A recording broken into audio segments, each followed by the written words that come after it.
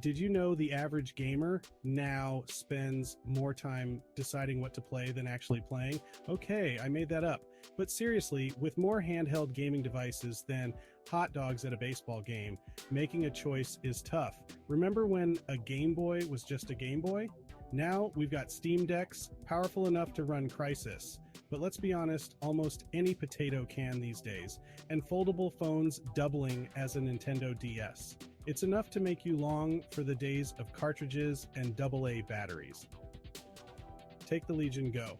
It's a technological marvel, no doubt. You can practically smell the burning silicon as it tries to render the latest AAA titles. But is it practical?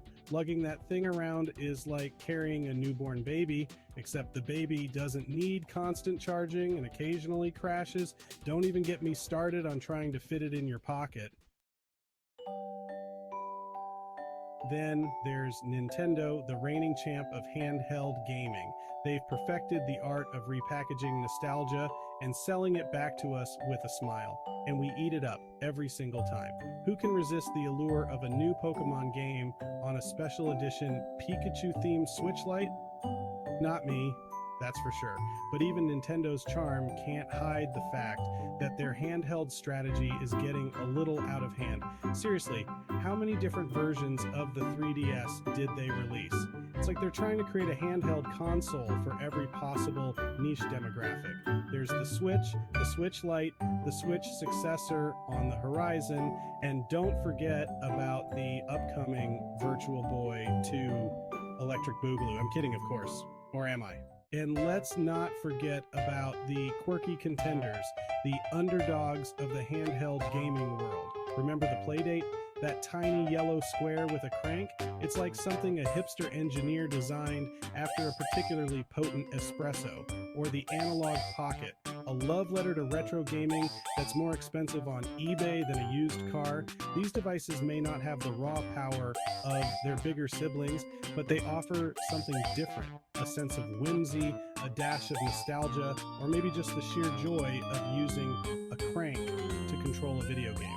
They remind us that gaming isn't just about graphics and processing power, it's about fun. Remember fun?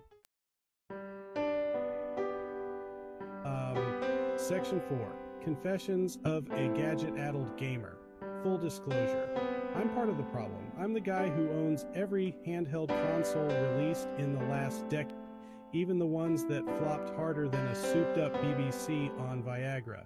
I'm drawn to their shiny screens and ergonomic designs like a moth to a flame.